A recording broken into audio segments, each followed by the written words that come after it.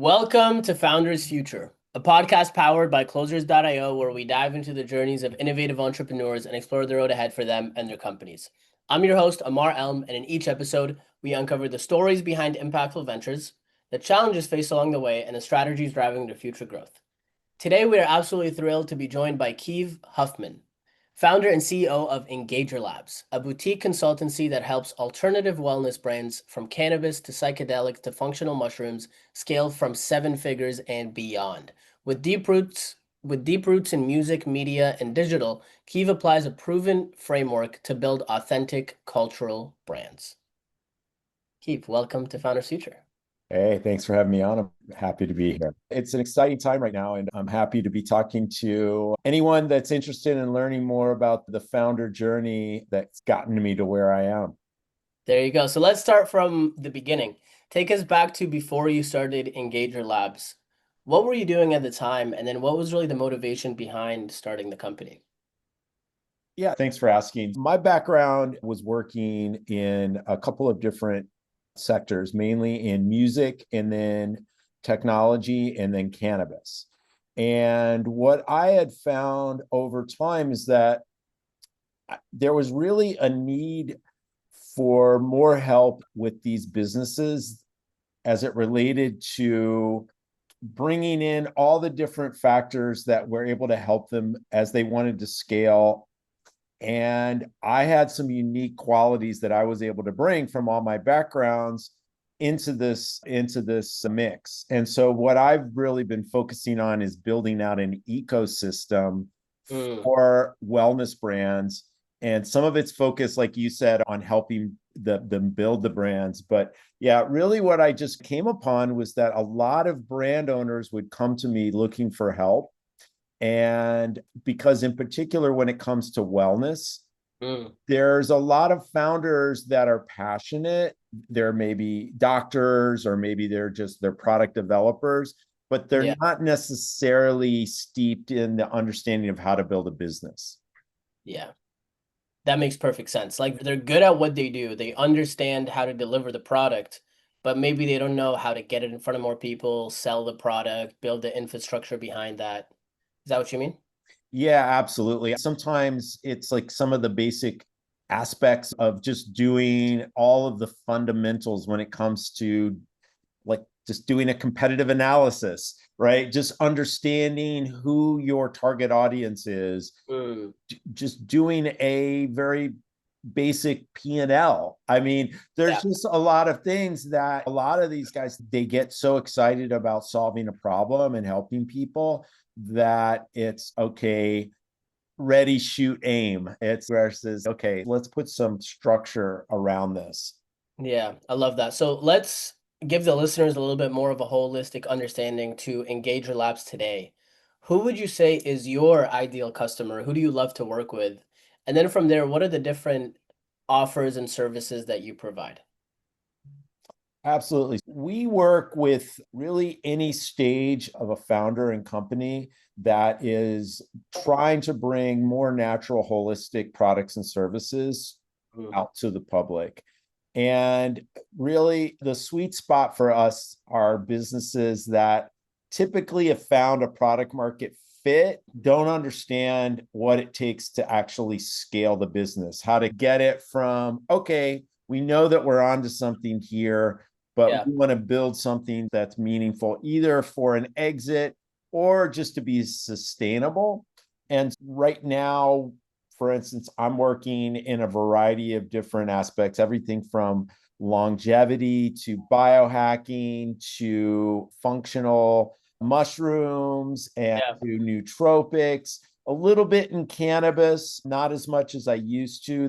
I did do a lot in cannabis for a while, but just a lot of different areas where there also are some unique challenges that I'm able to help with, because a lot of times when you're dealing with some of these wellness products and services, particularly when you're dealing with kind of unregulated or it's not super, you've got to be careful because all the platforms that are out there can turn you off in a second. And I've Yeah. seen it happen where social media platform accounts Crazy. just get shut down. And so Yeah. So that's really the focus for us, is really helping these different kinds of businesses scale.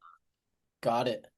Now, let's say I'm one of these types of businesses and I'm interested in hearing kind of how you actually help people scale. What does a typical client engagement look like? Are we working together for 3 months, 6 months, 12 months?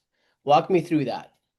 Sure thing. So typically it starts with a 3-month engagement where we go through, it's really just in it's stripping things down to the basics, and it's doing a lot of the hard work, and sometimes it's the less exciting work for a lot of these founders, of really drilling down and doing really an audit of the overall business. And it's Yeah. everything from looking at the brand itself. I've built over 60 brands in my career, and so to me, the fundamentals of the brand story, the brand messaging, is really important.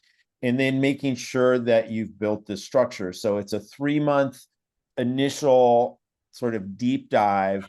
And then what you get coming out of that is an updated business plan. Mm, And depending on what stage your company is at, an investor deck as well. Something okay. else that I help businesses do is I work with a boutique advisory fundraising group called Happy Wellness. And we're able to, because we're associated with a FINRA licensed business, we're able to go out and raise capital. And we focus only on wellness companies. And I, in particular, have been brought on board as a partner to focus more on the alternative wellness business. So we can take you from, okay, let's get all your fundamentals set up. And then you're either in a place where you can now build and scale, and we can help either place people into those roles or provide some additional support to get you there. And or if you need a little bit of fuel to get to that next stage, we can help raise the capital to get you there. Wow, that's very powerful. I can see how that can be extremely intriguing because instead of just coming in and consulting and then helping them come up with the strategy, you can also help them with the implementation and needing the fuel or the dry powder to do. So I'm super curious because I have a lot of consultants that come on here, and there's a lot of consultancies that listen to this as well. Let's shift a little bit to the back end of the business. When it comes to acquiring customers and bringing on more of these brands to your company, what are you currently doing there from a lead generation perspective? I leaned in really hard into LinkedIn, Okay. and I decided a couple of years ago that I was just going to start posting every day on LinkedIn. And as a result, I was rewarded by LinkedIn by being named as a top voice, which apparently there's only 300 top voices that are named each year. It's not something that you can even apply for. Like, you used to be able to, there used to be a ways that you could get different versions of top voice.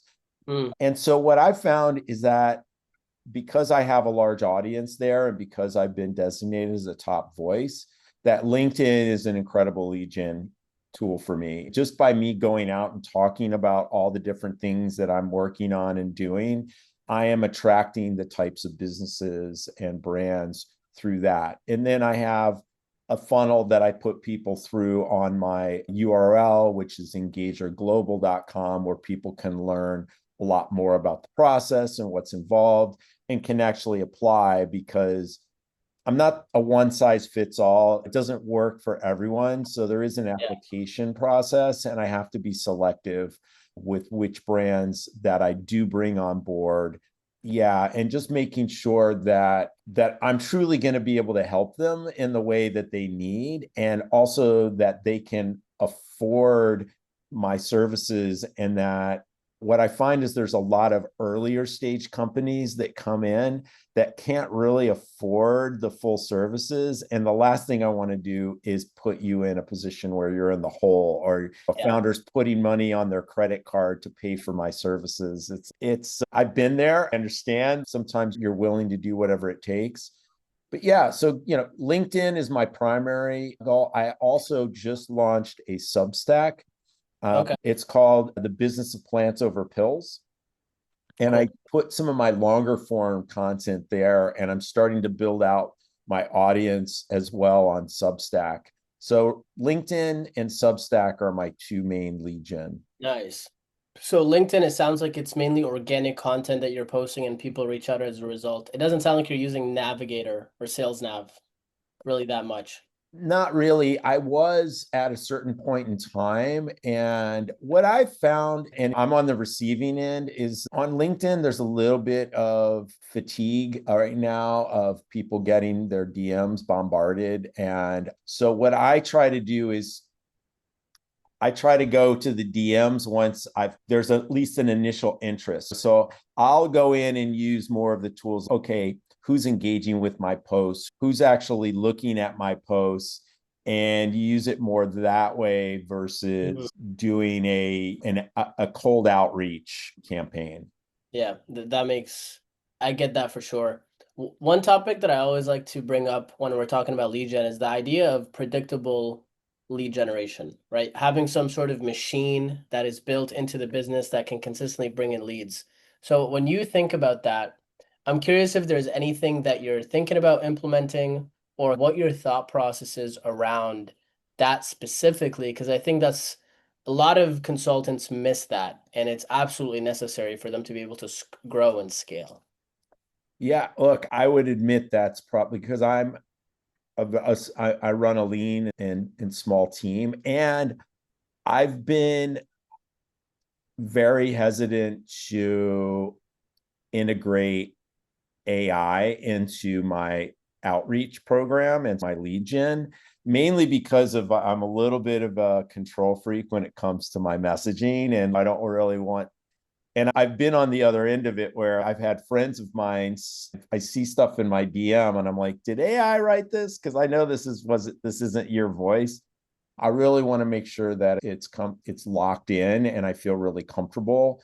So I'd say I am probably a candidate for a great system because I've been fortunate in that I've been able to, just through organic reach, Yeah. build the foundation for my business. Now, in order to scale it, absolutely, there are some systems that I haven't implemented that I do think could be very valuable. Yeah, I appreciate the honesty. When it comes to the sales process, what does that look like? What are the different steps? So it sounds like they go through an application process, and then from there, what are the different steps that they go through for them to become a client? Yes. So after I review the application, we typically have a discovery call. And that's when we determine whether or not it's the right fit for both sides. It's like at the end of the day, in order for me to be a successful addition to your team, we have to get along, right? There has to be a connection there. And that is something that's difficult to truly know until you've actually had an initial conversation. And even if it's just a Zoom call, I love in person, but in today's world, that's just less and less common or possible. But even from a initial Zoom call, we can go through, okay, I vibe with you. I understand your process. I think I can learn a lot from you. And then from my end, I'm like, okay, you're a company that's at the stage where I know that I can help you. And because of my experience, I can help take you to that next level. So it's a pretty simple process. I think from Yeah. that initial discovery call, then I'll send out an official proposal. And then usually there's just one round of kind of back and forth where we tweak the deliverables and then we get going. So try to keep it as streamlined. Originally, I had a cookie cutter program, but what I did find is that there is some level of bespoke aspect to almost every consulting deal that I do. So I do factor that in now to my process. Yeah, yeah, I think that's key. And also like it's like a vibe check where it's I gotta are we vibing? Do I feel like we can actually get along, especially if we're gonna work together for 3+ months? It's very important. Now, when you think about your vision and where you want to take the company, what is that ultimate goal? What are you striving towards? Ultimately, what I want is I'm really mission driven when it comes to getting more and more access, giving more and more access to the kind of the general public as a whole to more plant-based natural solutions for their health. And so for me, the way that I feel that I can best do that is by supporting the businesses and the business owners that are trying to bring these types of businesses out into the market. That's my vision and goal, is just to get people away from the pharmaceuticals as much as possible and onto the more natural, holistic path, at least to start. And that's really what drives me and gets me excited every morning, is that knowing that, hey, you know what, even if I, by helping a business or by bringing a product to market, that I'm helping one person avoid getting sucked into the nasty sort of cycle of big pharma, then for me, that's something that I can feel really good about what I'm bringing to the world. Yeah, that's powerful. I love that. I remember when John Hopkins came out with a study years ago that talked about the power of psilocybin and how it can help veterans with PTSD, and how it's a lot more impactful than traditional cognitive behavioral therapy and all these different things. So I love what you're doing. I love the mission, truly. I'm curious, do you feel, or I guess what challenges do you feel like you're facing right now to scaling that impact even further and helping more people? I'd say that the biggest challenge I have is increasing my reach, right? Because I have just relied on my LinkedIn profile and reach through that, which has been incredible, but it's got its limitations. And there's a lot of founders and people that aren't on LinkedIn. And I'd say that to me is really the area that I need to start focusing on. And I could certainly use some help with, is helping me expand my reach so that I can help even more people and even more Yeah, businesses. 100%. I'm curious, if you were talking to new entrepreneurs and you could give them a piece of advice that maybe you wish you knew when you were first starting off, something you know now, but you didn't know it at the time, what do you think that would be? I I'd say that probably it's that you have to protect your energy like it's your capital.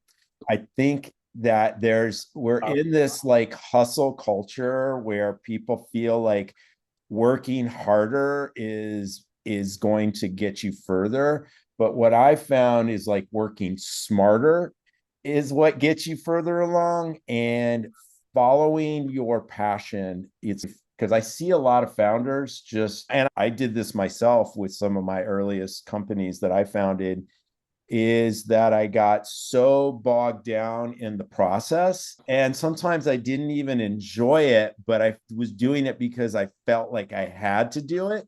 Mm, You take that zooms out and you're like, wait a minute. If I had just put my energy into the things that I was really good at and I was passionate about, I would have gotten a lot further along. And then finding others to do the things that maybe I wasn't as great at, and it was draining my energy. So I think just this energy focus is something that I've learned over the years, is is something that I think a lot of early entrepreneurs don't necessarily think about. And especially if you're like younger, when you're in your like yeah, 20s starting your company, you just feel like you've got unlimited energy and unlimited bandwidth, and it's just bring it on. I'll sleep when I die. And that's great, but I don't think it's really at the end of the day that effective. And I think the entrepreneurs that can learn how to harness their energy the right way early on set themselves up for future success, and I think, a much higher probability of love having that. future success. I'm curious if there are any specific practices, routines, rituals that you implement around energy management that have been very impactful for you? Absolutely. So my routine that has served me very well recently is I when I get up in the morning, I go outside immediately and try to make the first light I see natural light. Getting onto your circadian rhythm is a very underappreciated, I think, aspect of energy. And then I do a walk to get things flowing. And then I meditate every morning. And that meditation just helps to ground me. And then I ask myself a simple question of what lights me up, what's going to light me up today, what's going to get me excited. And I love that. if you're able to do, it's like it's real, there's really simple things at the end of the day that if you can do, it can make the biggest difference. But I'll tell you the one thing not to, don't wake up and first thing you do, look at your phone. That is I've been guilty of that, but you're absolutely correct.